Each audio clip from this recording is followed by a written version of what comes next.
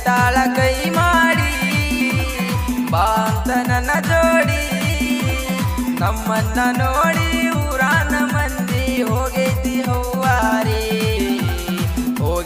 ಹೌಹಾರಿ